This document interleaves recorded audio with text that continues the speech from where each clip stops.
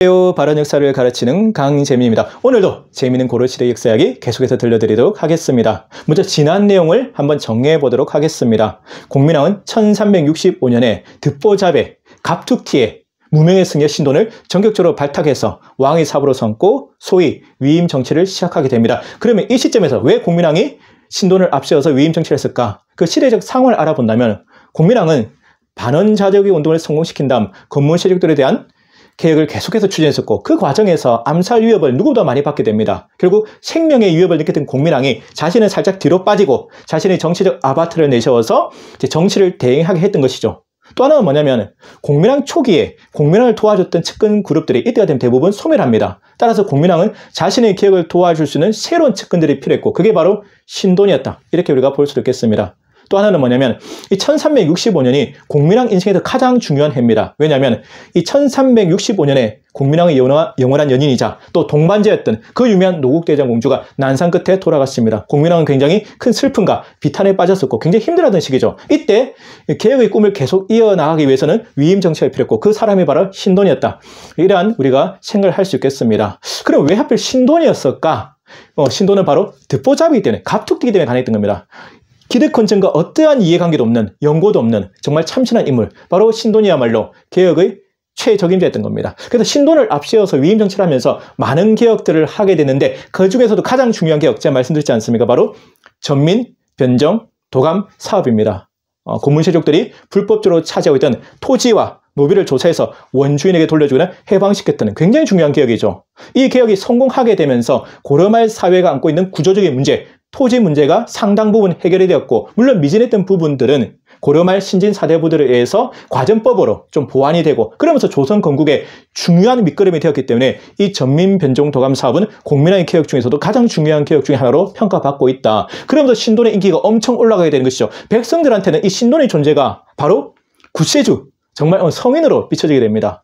그래서 초반에는 이 신돈이 굉장히 공민왕을 도와서 개혁을 잘했는데 문제는 시간이 지나면서 이제 신돈이 조금씩 변질된다는 게 문제죠. 제가 그때도 말씀드렸다시피 이 사람이 초심을 계속해서 지키기가 쉽지가 않습니다.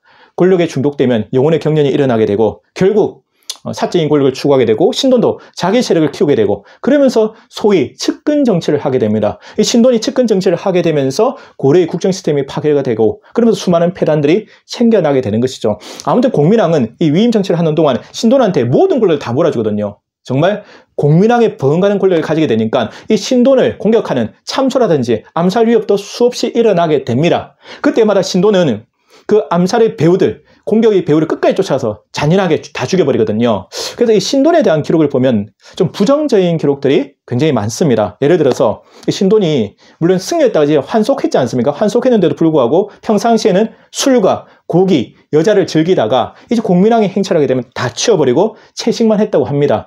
이중적인 모습을 보여준 좀 위선적인 모습을 보여줬던 것이죠. 그리고 이 신돈은 은혜와 원수는 반드시 갚았고 그래서 세신 대족들을 거의 다 주살해서 사람들이 신돈을 볼 때 마치 뭐 호랑이나 승냥이 보듯이 했다. 굉장히 무서운 존재로 인식됐던 것이죠.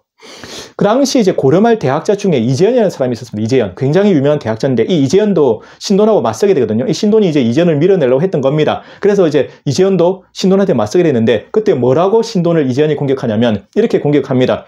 신돈의 골상, 즉 머리 모양이 옛 흉인과 닮았다. 그러니까 조심해야 된다. 이제 이재현이 신돈한테 맞설 때 하필 공격의 빌미가 하도 이제 트집잡을 없어서 머리 두상 갖고 이제 공격했는데 이때만 하더라도 이 공민왕의 신돈에 대해서 절대적으로 침입하는 시기였기 때문에 결국 이재현이 밀려났던 것이죠. 근데 이재현이 문제가 아니고 공민왕의 모친이었던 그 유명한 명덕태후조차도 신돈을 조심하라고 경계했거든요. 근데 오히려 얼마나 공민왕의 신돈을 신임했으면 이 말을 듣고 화가 나서 어머니를 오히려 멀리했다. 그러니까 신돈을 조심하라는 어머니의 말 듣고 어머니를 멀리했다. 효심이 사라질 정도로 그만큼 이제 공민왕의 신돈을 총애하고 믿었던 것이죠. 그러면서 신돈의 권력은 하늘을 찌르게 되는 것이죠.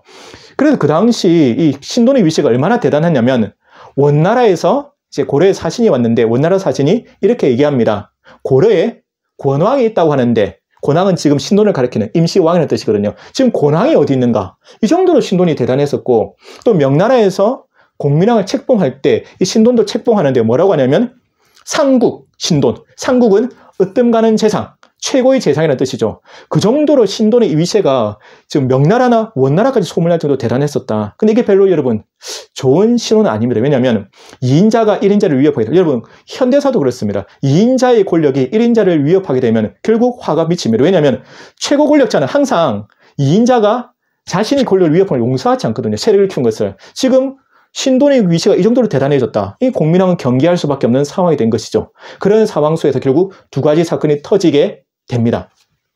하나는 관리가 지방 출장 갔다가 돌아왔는데 아무리 위임 정치를 하고 있는 중이라도 여러분 상식적으로 왕한테 먼저 보고를 해야 되는데 이 관리가 신돈한테 먼저 보고한 사건이 벌어지게 됩니다. 물론 공민왕은 대노하게 되고 그 관리를 처벌하게 됐던 것이죠. 하지만 속으로는 굉장히 불쾌했을 겁니다. 그리고 더 큰 사건이 터지게 되죠. 이번에는 신돈이 공민왕한테 상소문을 올려요. 근데 그 부탁 내용이, 청원이 무슨 내용이냐?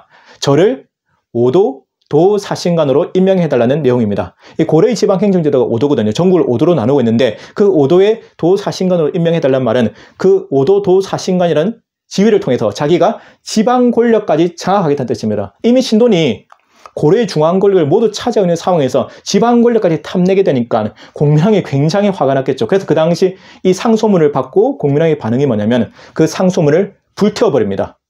이것이 바로 공민왕이 신돈의 부탁을 거절했던 첫 번째 사건이고, 이때 이미 신돈의 운명은 저는 결정됐다고 봅니다. 공민왕은 신돈 위험하네, 얘 더 이상 살려둬서는 안 되겠다, 이라는 생각을 했을 것 같습니다.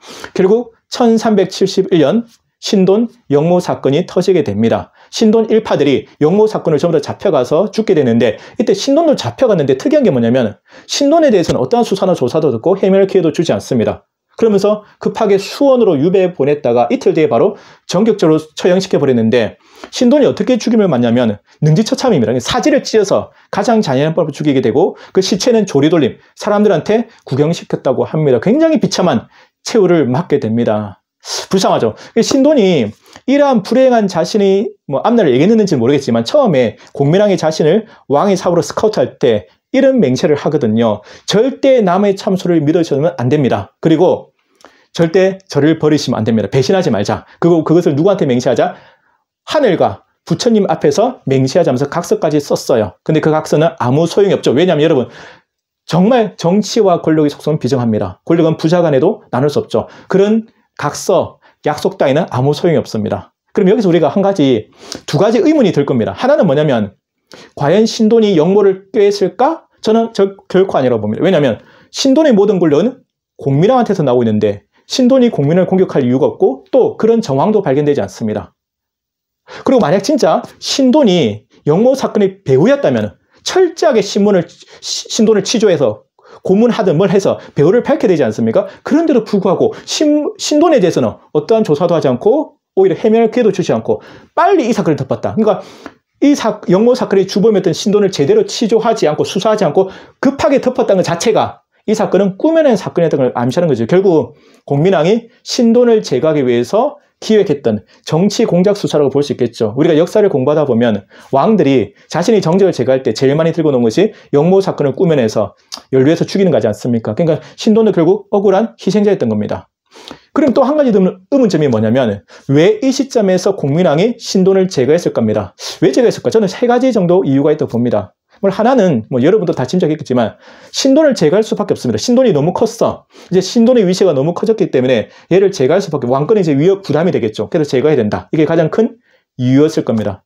두 번째 이유는 뭐냐면 이 신돈이 쓸모가 없어요. 솔직히 신돈은 공민왕이 정치적 아바타거든요. 공민왕이 자기가 죽을 것 같으니까 신돈을 내세워서 신돈 손에 피를 묻히게 한 겁니다. 근데 그 신돈이 이제 쓸모가 없어요. 왜냐하면 신돈을 통해서 했던 개혁들이 대부분 성과를 이뤘고 특히 전민변정도감 같은 사업은 다 성공을 했지 않습니까? 이제 더 이상 신돈을 써먹을 데가 없다. 용도 폐기. 여러분 무서운 말이 있지 않습니까? 여러분 바로 토사구팽. 딱 토사구팽이 신돈한테 맞는 말이죠.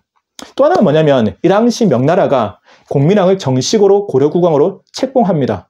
그럼 공민왕 입장에서는 명나라 황제의 책봉을 받은 입장에서 언제까지 신돈을 앞세워서 위임 정치를 하면서 자기는 뒤에 숨어 있을 수는 없잖아요. 이제는 명나라를 직접 상대해야 되고 그러면 친정을 해야 된다. 그럼 이제 신돈을 역시 제거할 수밖에 없는 거죠. 이러한 세 가지 이유로 결국 공민왕은 신돈을 전격적으로 숙청하게 됩니다. 불쌍한 신돈이죠. 이 권력의 비정한 속성. 정말 여러분 무섭잖아요. 정치판 갈 필요가 없습니다. 그게 누구든 간에 세종당이든 정조당이든 정치의 속성은 비정합니다. 권력은 진짜 부자간에 나눌 수 없습니다, 여러분. 그걸 아셔야 되고, 어쨌든 이 신돈에 대한 평가는 굉장히 부정적이거든요. 그리고 그 기록이 어디 대부분 의존하고 있냐면, 여러분 다 아시다시피 정사였던 고려사와 고려사 절호에 의존하고 있습니다. 근데 이 고려사와 고려사 절호가 누가 썼느냐? 바로 조선시대 사관들이 썼다는 겁니다.